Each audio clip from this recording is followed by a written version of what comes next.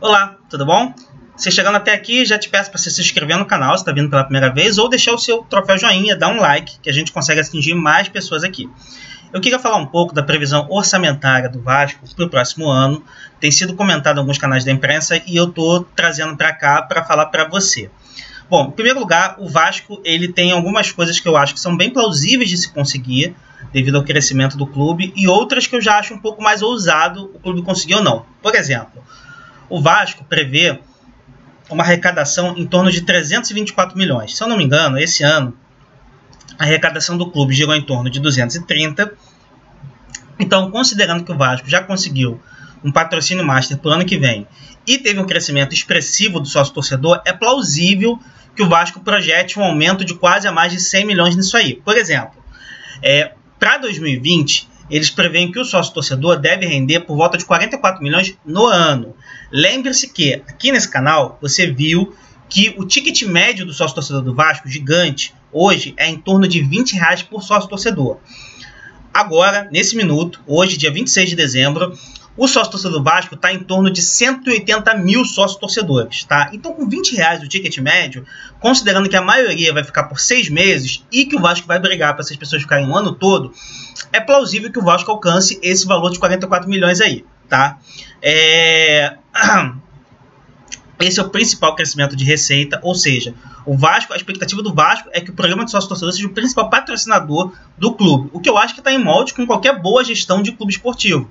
Tá? As pessoas às vezes falam assim, eu queria que meu clube fosse gigante. Olha, o teu clube vai ser tão grande quanto você quiser, quanto os torcedores quiserem. Então, se o torcedor do Vasco, todo mundo se associar em massa no clube, mais gente vai colocar. A gente tem um caso aí, o Vanderlei Luxemburgo estava saindo do clube e ele foi lá e botou um dinheiro da mão dele para virar sócio-torcedor. Então, outros torcedores podem fazer isso também e se associarem ao clube.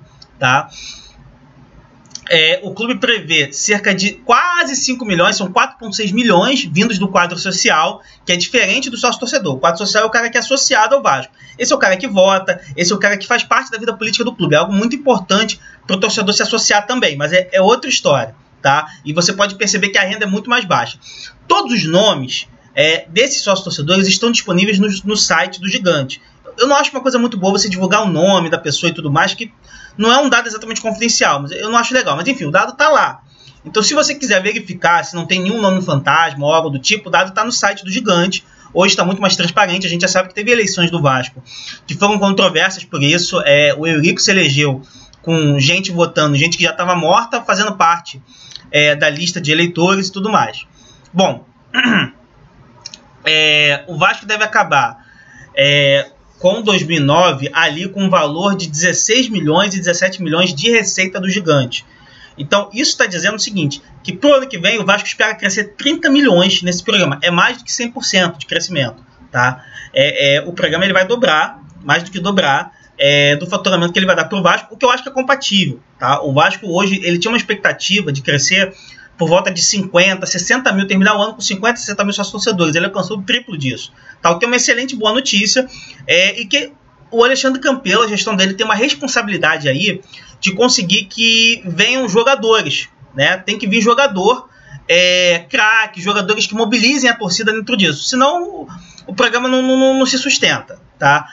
A gente tem um caso aí de que eu entendo que existe uma questão de austeridade que o Vasco está trabalhando bem.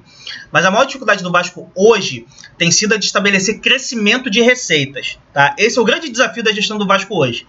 Em termos de controlar a despesa, a gestão do Campelo está indo bem. Mas em termos de crescimento de receita, ela não está indo bem. E parte disso tem a ver com o engajamento do torcedor. O torcedor do Vasco já começa o ano com o Vanderlei Luxemburgo saindo, que eu acho uma boa notícia.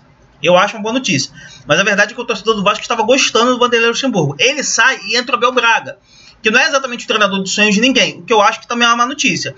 Então isso já é uma coisa que desafia ali o engajamento do torcedor do Vasco. O torcedor do Vasco precisa de uma alegria, precisa de alguma coisa que ele fala assim, cara, agora o time vai. E eu acho que está faltando esse jogador. O Vasco tem bons jogadores nesse clube, tem o Thales Magno, que já é um ídolo do clube, mas acho que está faltando aquele jogador midiático, que a torcida fala assim, cara, valeu a pena me associar, porque o Vasco trouxe esse jogador. Isso ainda não aconteceu. Tá? A expectativa do Vasco no próximo ano é receber cerca de 117 milhões de reais por direitos de transmissão, 20 milhões de reais com ganho de bilheteria e 24 milhões de reais com patrocínio. Eu acho aí que o ganho de bilheteria está baixo. tá? Talvez porque o Vasco pretenda jogar mais vezes em São Januário no próximo ano e porque ele não inclui o sócio-torcedor nessa receita de bilheteria. Alguns clubes incluem, outros não incluem. Então acho que o Vasco ele prefere não incluir. Agora o que eu acho é que 20 milhões de reais de bilheteria para um clube ali como o Vasco me parece pouco, tá? Me parece pouco, assim. O clube deveria ter mais grana nisso aí. Tem uma dúvida aí razoável que foi pontuada pelo colunista Rodrigo Matos do UOL. Eu vou incluir o link da coluna dele no About Me desse vídeo. Ele fala que há uma previsão de receita de 22 milhões com doações para o CT do Vasco. Só que assim, até agora o clube obteve 3 milhões com a torcida. Então eu não sei se o clube está preparando alguma parceria, algum patrocínio, alguma coisa aí que pode entrar. Assim, esse dinheiro não atrapalha tanto assim o ano do Vasco, porque assim, se esse dinheiro não entrar, o que vai acontecer é que o Vasco não conclui o CT. Tá? Então na previsão orçamentária não atrapalha tanto. Atrapalha sim, porque o Vasco adia um pouco mais o sonho de ter um CT de ponta, que hoje é fundamental para qualquer clube de futebol, né?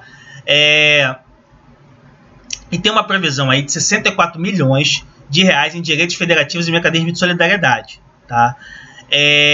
Não tem como o Vasco prever negociações que ele não participa, mas você não pode prever, ok, mas você pode ter uma estimativa e depois você readequa o orçamento. Isso eu acho normal, tá? Isso eu acho totalmente normal. No caso, 64 milhões de reais, o Felipe Coutinho está para ser negociado, né? Todo mundo diz que ele não fica no Barcelona nos próximos anos, que ele vai ser negociado. Já foi mencionado em troca com o PSG.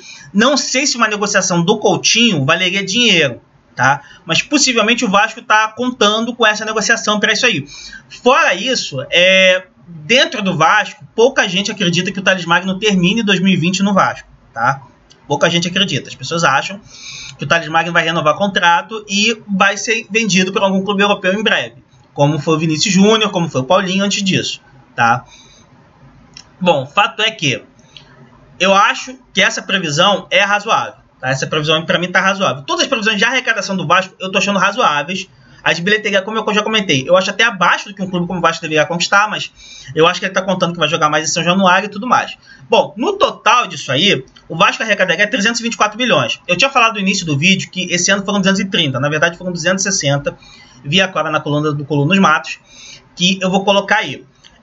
Por favor, não sei se já falei, mas não se esqueçam de deixar o seu joinha aí nesse vídeo se você ainda não deixou, tá? É bem importante. Bom, na atual temporada, sem vendas significativas, o clube vai fechar em 200 milhões. Ou seja, é fundamental que ele venda alguém para isso. Por isso que eu acho que tanto o Thales Magno vai ser vendido e eu acho que tem boas chances do Coutinho na janela do meio do ano ser negociado também. Então eu acho que isso aí tá razoável, tá? O Vasco, apesar disso tudo, apesar de ter esse aumento de quase 100 milhões, é uma coisa que o Vanderlei Luxemburgo falou na saída dele, ele não preveu aumento de gastos. O que eu acho que é uma coisa boa e é uma coisa problema, tá? A folha salarial está prevista em torno de 24 milhões no ano, com mais 9 milhões de direitos de imagem. Não é uma folha humilde. Não é uma folha humilde. É uma folha de um clube que disputa Libertadores, tá? Tem ainda uma previsão de 5 milhões por ano com comissão técnica e administrativa do futebol. Por exemplo, Abel Braga está nessa, tá?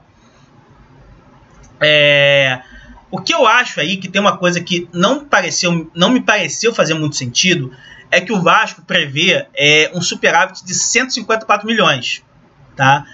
Eu acho que isso aí é muito ousado aí. 154 milhões de superávit é perto do que o Flamengo consegue. Eu acho que o Vasco não vai conseguir esse superávit, tá? Isso não é um problema, isso não vai fazer o Vasco fechar as portas, isso não é crime. Simplesmente o Vasco vai ter que readequar o orçamento lá na frente. Mas é algo que eu acho que é muito ousado, é a única parte desse orçamento que eu não vi muito sentido, tá? Esses 154 milhões de superávit que o Vasco tem. Bom, dentro disso, eu volto a frisar que essa coisa do Vasco segurar as receitas do clube, eu entendo que é uma gestão responsável. Mas, ao mesmo tempo, eu entendo que com o crescimento do sócio-torcedor, se o Vasco não contratar uma grande estrela, não tiver um jogador midiático, um jogador que faça a torcida, putz, agora a gente pode ganhar grandes títulos com esse cara aí, pelo menos um desses jogadores, se não contratar, eu acho que fica difícil sustentar o crescimento. Lembrando que, ao contrário do que eu falei na primeira live sobre o Gigante, eu estava com uma informação equivocada, eu corrigi no Twitter depois, mas talvez você não tenha visto. a maior parte dos torcedores que entrarem no Vasco, eles estão garantidos por 6 meses. Tá? Eu tinha falado 1 ano, mas é 6 meses. E esse detalhe é fundamental. Por quê? Porque o cara ficando só 6 meses, ele só vai renovar se ele sentir que a ajuda dele valeu a pena. E assim, pro Vasco, esse é o maior patrimônio que existe. Esse cara tem que renovar. Para esse cara renovar, como é que aquele cara vai renovar? Esse cara não vai renovar pro Vasco, por exemplo, manter o Rossi. Não vai rolar. Entendeu? Então o Vasco precisa trazer alguém que o cara convença. Algumas pessoas têm falado no meio Juliano, do Al Nassr. Eu andei checando, o Juliano tem contrato com o Nassr lá no futebol saudita até 2021. Salário muito alto.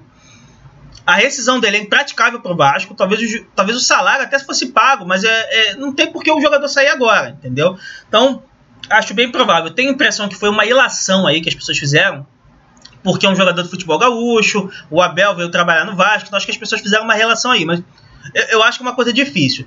O que eu sei de mercado, de movimento no mercado, é que o Alex Teixeira, que está no futebol chinês, tem mais 1 ano de contrato com o futebol chinês, mas o clube dele já deu indícios de que gostaria de negociar o jogador por conta do salário.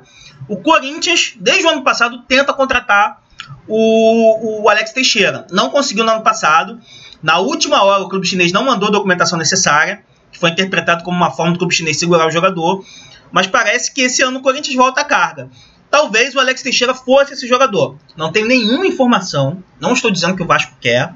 Estou dizendo que o Alex Teixeira é um jogador que está no mercado para ser negociado. E talvez fosse esse um jogador formado na base do clube, jogador querido pela torcida, jogador assumidamente vascaíno. Não é um jogador que você vê que ele aceitaria, por exemplo, jogar no Flamengo. Acho que ele não aceitaria jogar no Flamengo. O Paulinho, por exemplo, quando saiu do Vasco, falou que não teria problema nenhum com isso. O Alex Teixeira não daria uma declaração dessa.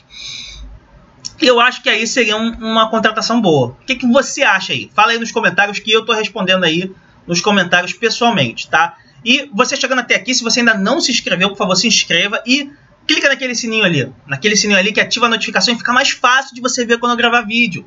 Você vai receber meus vídeos assim mais fácil. E se você é vascaíno e gosta, já aviso o seguinte, eu estou gravando esse vídeo porque o último vídeo que eu gravei do Vasco teve muita audiência. Quanto mais audiência meus vídeos têm, mais eu vou repetindo aquele clube ali que vai falando, beleza? Nas redes sociais você me acha como cronista esportivo. Um abraço do Thiago, tchau!